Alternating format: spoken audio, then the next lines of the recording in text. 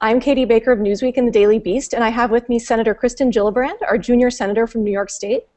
During her time in the Senate, she's made women's issues a priority, and she's worked to get more women engaged in their communities and the political process through her Off the Sidelines campaign. Last year, she launched the Off the Sidelines Book Club as a way to engage readers with books, and in this case, a play, that touch on the theme of women's empowerment. Joining her is the legendary and luminary actress Holland Taylor.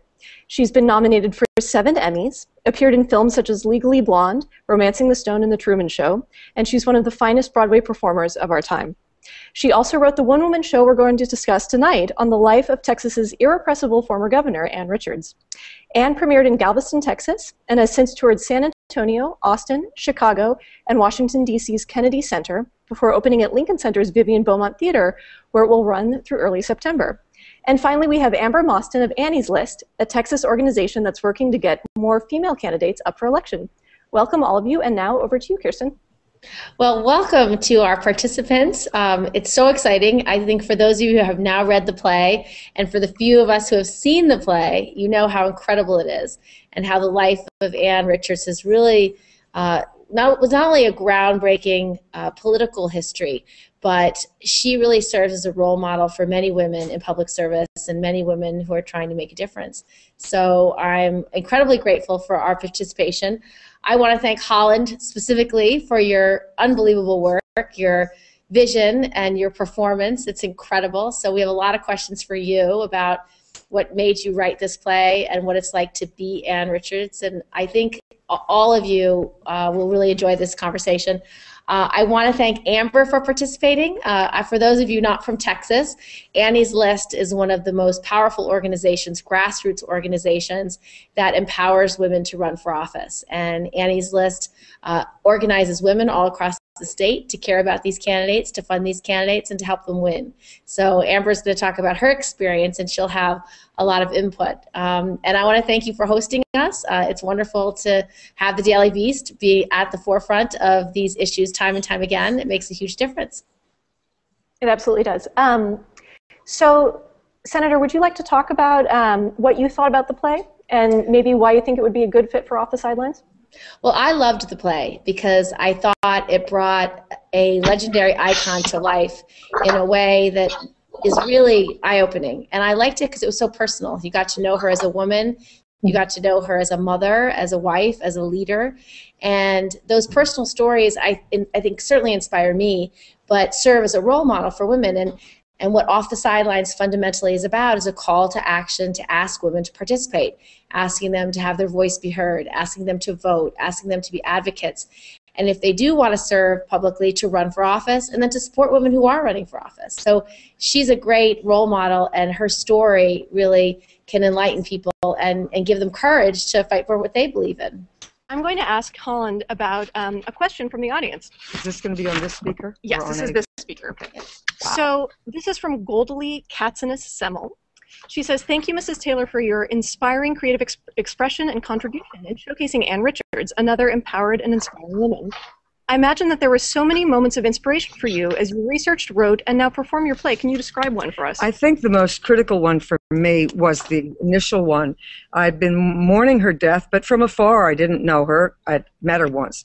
But she had made such an impact on my psyche, and I guess the center of me, that I didn't know about. So when she died, I was affected in a way that made no sense. And I wanted to do something creative, and as an actress I thought, well, I'll play her in something. And one day, months later, when I was driving to work, it came to me and it really was like a vision of some kind. It came to me as I'm driving to work on 2.5 Men 6 years ago. Oh no, I'm not going to play her in some movie or something. It's got to be a play, because she was so alive, and it is about her communication with others, and her uplifting, and her inspiring, and her warmth with others. That's what she was. And I suddenly thought it could be a play. I was bombarded in those minutes by ideas for what kind of play, how to shape it, the organizing principles of the play, the 5 or 6 things that shape this play, that I had to pull over, turn off my car, and sit by the roadside and come up with these, fleshing out these ideas. And those 5 ideas remain the governing principles of the play to this day, and I never look back. And that's what's called inspiration. That's an amazing story. So can I jump in with another question here? Sure.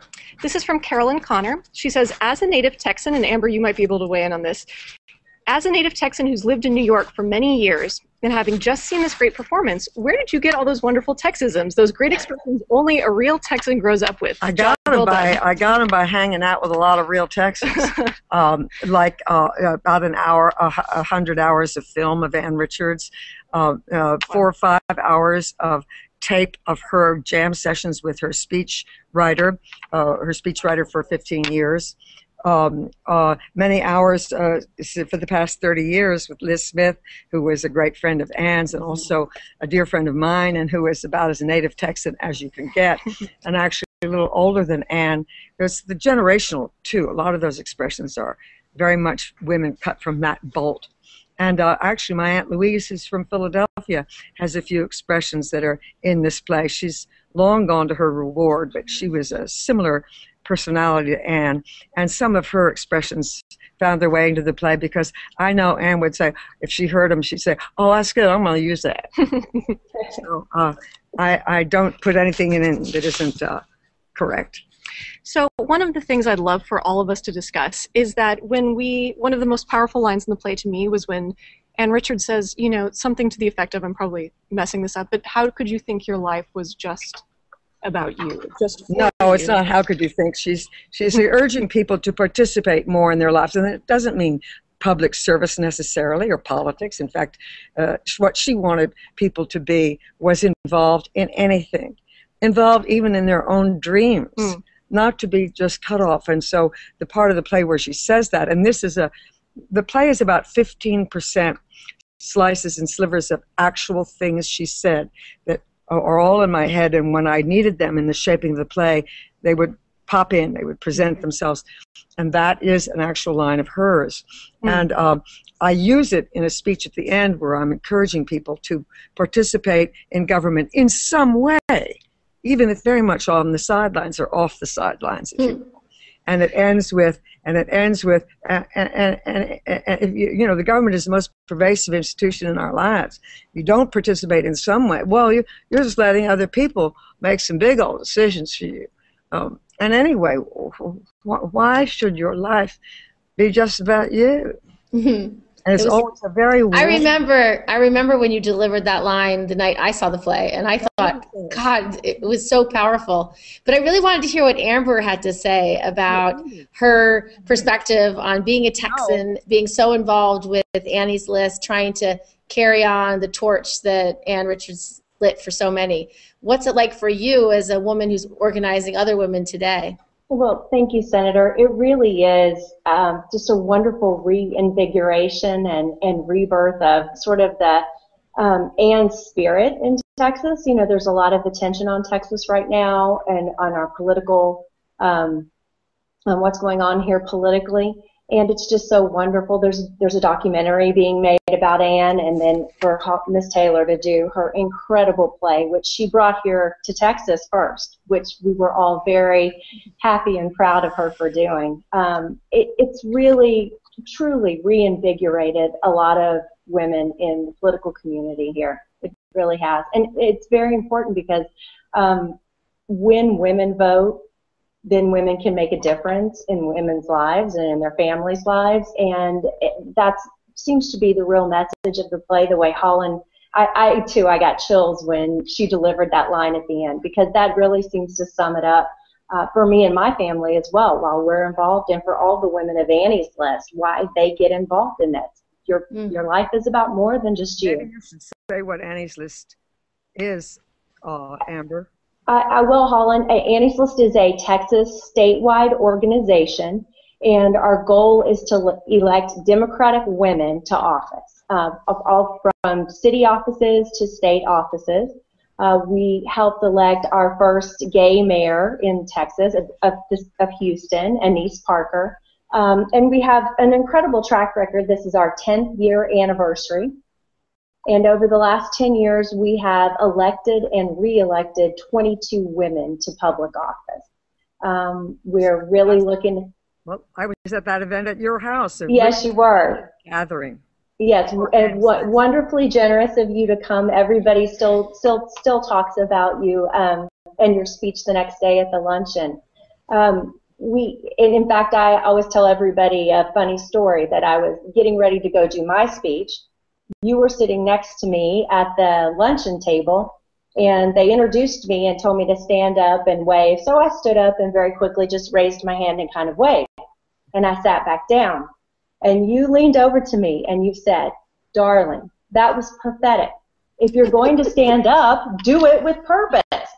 And I thought, well, here is a award-winning actress who just critiqued my stand and wave, and now I'm about to have to do a speech, but it's just perfect because that's exactly something like what Ann Richards would have done. And it's something we all need to hear. Is if Absolutely. You do it with purpose. Absolutely. I had to learn those lessons long ago.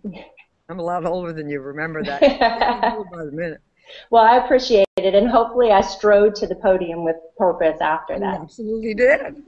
Senator, may I jump in here and ask, going back to Amber's point about the importance of women participating, that's something that you have really worked long and hard for. We all remember your great line during the election about how if Congress was 50% women, we would not even be having some of these discussions right now. We wouldn't be having Annie's list. We wouldn't need That's Annie's right. list. So would you just like to talk a bit about what in the play touched you with the advocacy you've been doing? Well, what I loved so much about the play was the personal story of a woman who had great courage to make a difference in her state, to take on very entrenched interests and put families first and put her own family first. And everything she lived through and what she decided for herself are the kinds of decisions that any woman who's an advocate or in her community or just trying to get through her day that we wrestle with. And so I think having her as a role model, as a great leader, made a difference. And what we're trying to accomplish with Off the Sidelines is engagement, and something that Ann Richards would have so approved of, not only just voting at the ballot box, but really holding our elected leaders accountable and making sure that they put our opinions and priorities at the top of their lists. And if they don't, then holding them accountable. So I think that it's that engagement that Ann was so good at engendering. But second, it's also about women in power, women achieving positions of leadership so that they can influence their communities. Amber, can we ask you about the legacy of Governor Ann Richards in Texas? Absolutely, I'd love to talk about that. She has very specific legacies, not only in her appointments, because when she came to the governor's office, it was the promise of her campaign and of all of her campaign staff and all of her friends who ran the campaign with her, because that's essentially what her gubernatorial campaign was, is Ann Richards and all of her political friends who had been working in Texas and in Austin for years electing other people. So she became Travis County Commissioner and then went on to become the treasurer of the state, and then there came the opportunity for her to be the governor. To run for governor, and it was an extremely tough race. Once she made it to the governor's office, she appointed over 2,400 people to various agencies, committees, advisory panels, and if there wasn't a committee, she made one up. And so at the end of her tenure, of those 2,400 appointments, 44% of them were women, which is it was just incredible. There's one story, she appointed a woman to railroad commissioner, and some old Texas oil man called John Sharp and said, "Who is this Leonardo Guerrero who's about to be the new railroad commissioner?" And John Sharp supposedly said, "Oh, it's worse than that. That he is a she. Her name is Lena." And then of her appointments, 20% of them were Hispanic. And 14% were African American. And the tentacles of the people she had appointed can be felt all throughout Texas politics and national politics today. Ron Kirk was her Secretary of State. He went on to become the mayor of Dallas, and he is now the U.S. Trade Representative under, or has just resigned as the U.S. Trade Representative under President Obama. And Vanessa Gilmore is one of the district court judges we have down here on the federal bench. She was appointed by Ann to her Department of Commerce. I think really interesting, a lot of people don't realize that both Sheila Jackson Lee, the congresswoman from here in Houston, who's been a wonderful congresswoman for many, many years, and Barbara Jordan, who was our first African-American congresswoman, were both put on advisory panels by Ann Richards. Barbara Jordan had been in politics and had taken a brief hiatus. Ann Richards appoints her and puts her on an advisory panel, really got her back into, gave her the political bug back. But, you know, other than that, she has quite a legislative history here in Texas. Interestingly, many people believe that one of the reasons she did not win her re-election bid was she had vetoed the concealed carry handgun bill here in Texas. And she had also signed a bill banning the cop killer bullets. So What? Banning what? The more things change, the more they stay the same. Why not? No, the cop killer bullets. Yeah, well, I think there are quite a few reasons, Amber. Yes. One was Karl Rove. Oh, absolutely. Ann Richards was at the actual height of her popularity then. There also was an enormous thing, a Barton Springs deal, where she stopped an advance of an enormous development that would have damaged the aquifer under Austin. There were many, many powerful real estate and other forces that were really infuriated by this. But Karl Rove was really learning his enormous talent. He was one of the brilliant men in the world, learning how to depict people without leaving any fingerprints. And he did a very successful job. Oh, absolutely. And I think it's important to say, too, that Ann and her team knew that they had a short window of time to come in and try to change things. And they did a lot very quickly. And they upset the oil and gas business, the real estate developers, the insurance industry, a lot of very wealthy and powerful interest groups who lined up I think the dominant vote was in many ways from rural communities and poor communities and from average people across the country, because partly she won because Republican women had swung over to her because of how her opponent in the gubernatorial race was so insulting to women. And then when Ann had been around for 4 years and everybody was crazy about her, those Republicans, this is just one of the things, a lot of them saw this handsome young man who was the son of a president who had a lot of money for the campaign, and it was a very affable guy, and he says, gee, I'm so pretty, I want to be governor. and a lot of those Republican women voted for him. You know, I'd love to jump in here and ask Senator, one of the lines in the play is, women have a talent for building consensus. We were just talking about Republican women coming over to vote for Ann Richards. Could you talk about some of your experience with that? You know, Republican women helping on your legislation? Yeah. One of the reasons why I'm really trying to involve more women in politics is that when we look at Washington, we know it's broken. And if you ever want to change Washington, you need to change the players. And women have made a difference in building consensus, in trying to find common ground. More female senators who are Republican are often more interested in solving problems than partisan politics. And so we're able to work across party lines to develop consensus, to find common ground and get things done. It happened when we repealed Don't Ask, Don't Tell. Susan Collins led the charge. The same thing happened when Susan and I worked on the Stock Act, when we banned insider trading for members of Congress and their families. We also had bipartisan support when I was working on the 9/11 health bill. Lisa Murkowski and Olympia Snowe were going to their caucus meetings every week saying, why aren't we standing with our first responders? We should support Kirsten's bill. So my experience has been is that what women often bring to the table is that eagerness to solve problems and willingness to put the partisan politics aside.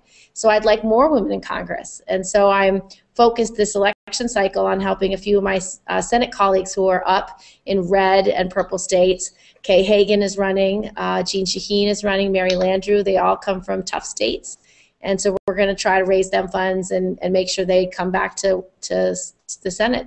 We're also recruiting some women to run.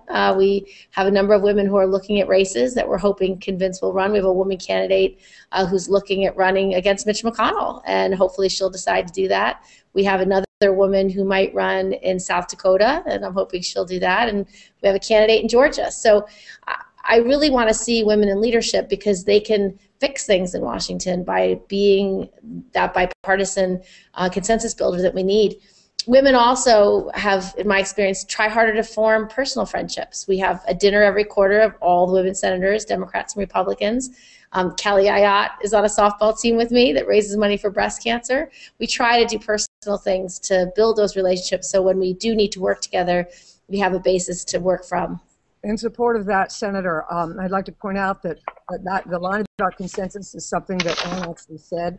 She said, women have a talent for bringing consensus. And then she adds something like, I bent it a little bit, it's all those hours at the dinner table, trying to make sure everyone has their say and gets a piece of the pie too. Yeah.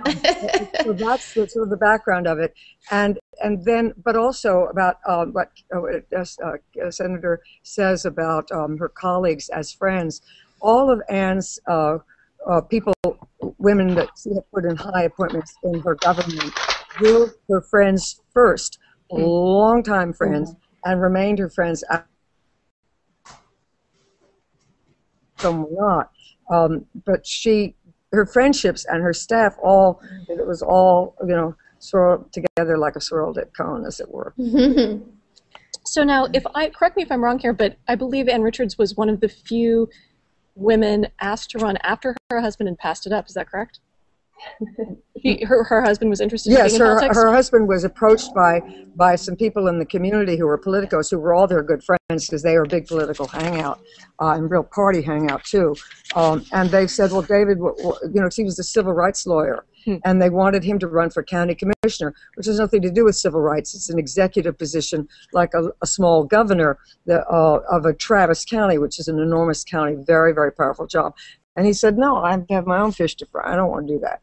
And so then sort of just casually, they thought, well, Anne, why don't you run? And it was really so unlikely. Women never did jobs of that size. And then just as it happened, that's what happened. That's what she did. And she won. And she won by the guy who was in the job was a very weak performer. He was hardly around. He'd been in the job a long time. You could never get him on the phone, so they didn't have but $2. So one of the ads they made showed a still picture, a black and white picture of a phone. And you hear the phone ringing. Ring, ring, ring, and his name on the desk. That's a good ad. That's a good ad. Remember that, Kirsten. And then the voiceover says, vote for a county commissioner who'll pick up the phone. That's a good ad. Use it. So now, one of the things that we already brought up, but I'd love to go back to, is that, as Holland said, it wasn't just about women running for office. There are also many other ways that women could be involved. Senator and Amber and Holland, I'd love to hear from you your ideas about this notion. Well, let's hear from the senator. Absolutely. Well, advocacy really matters. And what I'm most troubled by is that, even when we had a Democratic president and a Democratic Speaker of the House, we still debated the Stupak Amendment, which prevailed in the House, which limited women's reproductive freedoms to make decisions for themselves. That was a failure because we didn't have strong enough advocacy all across the nation and women weren't being heard. We just spent the last 2 years debating contraception, and I think if women across America were holding these elected leaders accountable, they wouldn't be permitted to distract the nation's debate on something that's long been settled. They should be focused on the economy and how do we create jobs and national security, things that are vital. And so what I'm hoping to engender is more participation and asking women to be heard because their voices are so important. Making sure these members of Congress listen to them and listen to their priorities is necessary. Men and women's voices, everybody's voice. Yeah, absolutely. And Senator Gillibrand, that's because Anne was involved just on a local level with politics. She ran Sarah Weddington's 1972 campaign. And Sarah Weddington, for those who aren't aware, argued Roe v. Wade, and they were actually together when they got the telephone call that they had won. That's incredible. And Sarah, she was the first woman from Travis County, and then turned around and in 1974, just 2 years later, helped elect the first African American. So she was behind the scenes for a long time, helping her friends and helping her community. And it's really what gave her the passion to do what she did once she got in the governor's office. Absolutely. She never had any, she didn't see herself as a candidate until she was in her 40s. She was a worker in the field. And that's what we want people to do too. And it's not that everybody's going to become a candidate. It's just some kind of participation. But mainly Anne wanted people to participate in their own lives in a lively way, in a lively, committed way. So speaking of that, if I understand correctly, she also felt very responsible to young women coming up behind her. She really encouraged them to get involved. She had, she brought women into the governor's mansion. She had a lot of women in her inner circle, as you already said. Senator and Amber, do you, as in your political lives, feel that you do need to mentor other young women and kind of pay it forward in that way? Without a doubt. And in my own experience, I had a lot of mentors who helped me. My grandmother was a mentor. She was such a role model and got me interested in politics in the first place. Hillary Clinton was a real role model for me.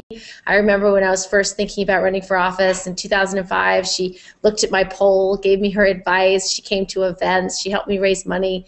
And so one of the things that I prioritize with Off the Sidelines is finding candidates across the country that I can seek out and help. And one example of a young candidate who impressed me so much, her name's Tulsi Gabbard, and I had lunch with her and thought, wow, she's going to make a difference. We need to help her get elected.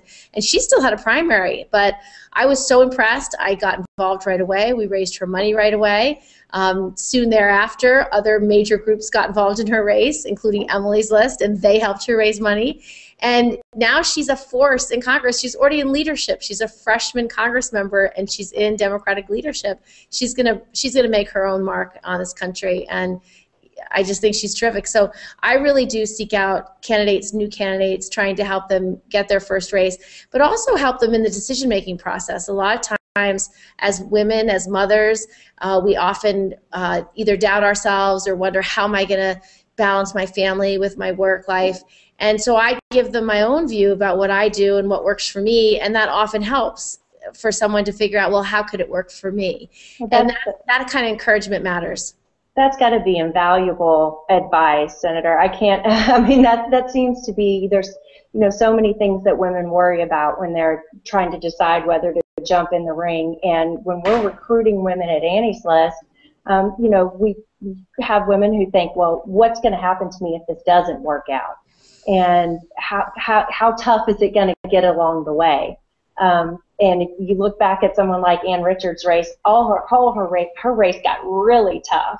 She had a really hard primary when she ran for governor, and then a really hard general election race. And she came out of it, on the other side and survived. And I think it's really important for young women who are thinking about running for office to see both successful candidates and also unsuccessful candidates, and to see that if you put yourself out there and you fight for what you believe in, you may not, particularly the first time, end up getting what you had set out to do, but you will have learned so much in the process, and other opportunities show up along the way, particularly once you put yourself out there as somebody who has an interest in the community and the people who live in it. And I think one of the life lessons that Ann Richards really exemplifies is not being afraid. Ann didn't strike me as being afraid of anything or anybody, and that fearlessness is such an important quality for doing anything in life, and giving young women or new candidates, regardless of their age, that confidence that they do not have to be afraid, that the worst that's going to happen is someone's going to say something mean, and that's just the landscape you're playing on, and that's kind of the rules of the game.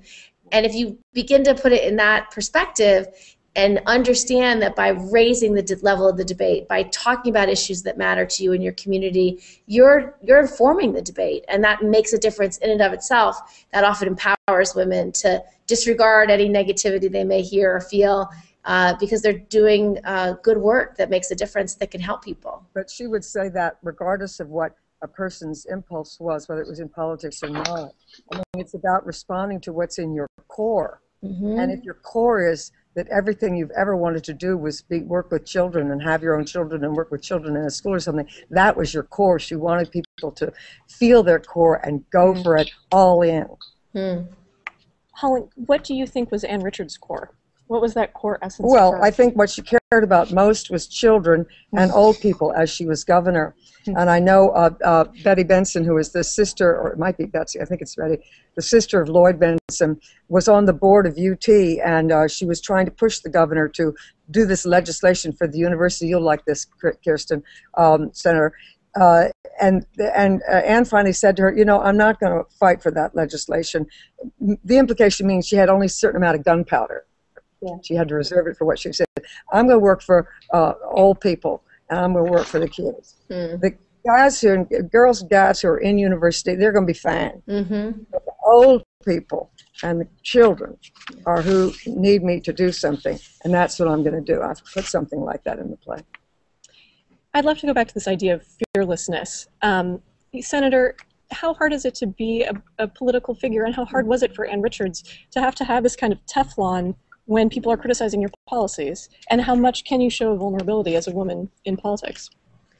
Well, I think it's smart to show your emotions. I think it makes sense to talk about how you feel, and if you're angry or if you're upset or if you're concerned, people relate to real live emotions. And I've had emotional moments in my career when I'm so distressed about how a certain group of people are being treated or what their lives are like that it really comes out. I was very moved by the 9/11 heroes and the first responders who sacrificed so much, and telling my constituents and my colleagues about their lives was really very emotional. The same thing was true with Don't Ask, Don't Tell repeal, because to meet these brave soldiers who have given everything and were willing to give their lives to say they can't serve because of who they love, I couldn't think of a greater injustice. And so I think emotions, and I think women's ability to assess other people's emotions is what makes them good at their jobs and actually more relatable, and they can relate and connect with people where their hearts are and what matters most. So I think being a woman makes a difference. But in terms of fearlessness and courage, I was able to be less afraid than perhaps an average first-time candidate because I had a role model in my mother and in my grandmother and in Hillary Clinton. I had all these role models of women who had battled much more difficult battles than I had ever incurred in my own life, and saw how they weathered those storms. And that helped me not be afraid. And so I think that's why women speaking out, telling their stories matters a lot, because for someone making a decision, they can look at somebody else's life and say, well, they did it, and they handled it, and they found their balance, and they withstood negative press or whatever it might be on that particular potential candidate's mind, or some community activist. I think the life stories of other people matter, and that's why the play Anne rang so true to me, and it was so important to highlight and focus on, because she weathered incredible storms, not only gracefully, but with extraordinary grit. And that's the kind of woman I want to be in my political career. I think that's the kind of woman you are, Senator. Yes. I would love to hear about this vulnerability that must, for you also as an actor, be something that you tap into, showing the audience, really connecting emotionally with them. Do you see a connection between acting and being a politician? Well, not off the top of my head, except that you do want to communicate. And as an actor, I've had to learn over my lifetime, what is it that will allow the audience to get in there and to see and to feel. And it's something ineffable sometimes. You just learn it because you feel it. You sense that it's happening. And then your whole body says, whatever it is, that this place that I'm in right now, this is what is going to communicate. So your body learns. It's like learning a tennis stroke. Your body makes it. You learn how to do that serve. Your body has learned it. So I think all politicians who are sensitive do find the groove. And I know Senator Gillibrand is well on her way to being in that groove, seriously. Katie, and if I can just say, Mary Beth Rogers was the chief of staff for Governor Richards when she first got into the governor's office. She had been with her in the when she was treasurer, and she had been her friend and helped her win election to Travis County Commissioner's office. And when I talked with her about the play, which she saw in March, she said that it literally took her breath away. The way that Miss Taylor got into the physical demeanor of Ann Richards, she said her facial expressions, her hands, her walk, but most importantly, just Holland's whole ability to capture and sense of frustration, or her real need to get things done while she had a chance to do it, that it literally took Mary Beth's breath away. That's a wonderful thing to hear. I love Mary Beth very much, and I know all about her history with Anne and the different characters of the friendships of the different 5 principal women or so, and men around Anne, all had different relationships, but they were all of the same juicy human quality. She said you probably know more about Anne than any one of them individually. Individually, I still said that too. I said in a broad general way, because understand in my research, I was not going for a whole history of her. I was looking for her persona. Well, you got it. So we're just going to wrap up here shortly, but I'd love to ask a few more questions that have been sent in by readers. This one is from Michelle P. If Anne were able to give us one piece of advice, what would it be? Oh, goodness. Well, I'll say what I say at the end of the play, because it's so simple. You know, the play is a graduation speech. That's the framework. And then within the graduation speech, magic happens because you're in the theater, and theater is about magic, like the way when children play. And they say, well, if you're over there, you're an Indian. If you're here, you're a cowboy. And at the end of the play, she closes the graduation speech very, very simply by saying, I wish for you that you would value the love of your friends and your family as if your life depends on it, because it does. That you would take a chance on your dreams and bet on yourself and just trust that your wings will catch the wind. You got to go out on a limb because that's where the fruit is. That's great. So Senator Amber and Holland, I'd just love to ask you each to perhaps contribute a final thought to our Google Hangout. You know, where to go from here, where the play is going from here. Well, Amber, go ahead. First, so that you can end with the Senator or Holland. I just wanted to echo, I think, what Holland said. I think that is the central message that Anne would tell anybody. Just don't be afraid. Just go try to do what it is you think you need and should do. And if, like the Senator said, if somebody calls you bad names, they just were mean to you. So what? Because I think that really is her essential message. Don't wait till you're 110% qualified to do something. Don't hold yourself back. And then I would just leave y'all with one other thought, one other thing that you see a lot when you're at the Capitol in Austin. There's a big, giant rotunda, and we call it the Pink Dome because the Capitol in Austin is made of pink granite. So it's this big pink dome with this gorgeous rotunda. And they have portraits of the governors all along the wall. And many people have remarked, and you can see on any given day, tours of school children coming through the rotunda, and they stop there and they look at the portraits of all the former governors.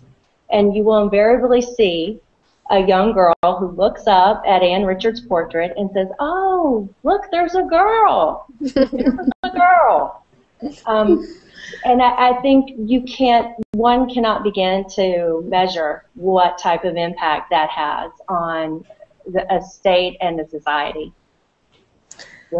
I agree with that. I think that is so important. And, you know, for all of our readers and all of our participants in Off the Sidelines, I think my parting message is something that Ann Richards truly believed in, that each and every one of you has a voice, and that voice matters, and that the country is frankly counting on you to use your voice, because if you're not being heard, if you're not holding these members accountable, if you're not setting the agenda, it means the nation is worse off because of it. We need your voice. It matters. can change the world. So don't be shy and participate on whatever level you feel comfortable, whether it's just voting or being an advocate or writing a blog or really being tough on elected leaders and how they vote, or running for office yourself, or helping another woman who's running for office. All of it matters, and all of it has an impact. And I just want to encourage you and thank you for all that you do. To that point, Kirsten, let me, I keep calling you that, and I don't know why I do, Senator. I'm pardon Kirsten is fine. Thank you. I think what I would add, if I can make this brief, is that, of course, I am for Emily's List and Annie's List and absolutely any organization that supports, aids, and contributes to women getting into government service, public service, or really anything at all. But ultimately what I would like is for that to be less and less needed, and what I would like is, and for our country, for the government to, as Anne made true in Texas, for the government to a little bit more look like the population of the state. I don't want, I want this, our government to have all men and women in reflection of the society, and for no one to ever say a woman politician. And now they're still saying woman writer. And think, what the hell would you think if you introduced an author, Robert Caro? We have a man or historian here. Don't need this man historian. It's really, it's such default thinking. I want this default thinking to be blown away from our culture and just be men and women as a people. Yeah, absolutely. All of you, thank you so much for joining this Google Plus Hangout. Senator Amber Holland Taylor, it's been such a wonderful experience to hear your thoughts on the play, on where women are going in politics in America. And I guess we'll sign off with that. Thank you. Thank you. Thank you. Great. Thank you for having me. Thanks, Holland. Thank you, Sam. Bye-bye. Thank you.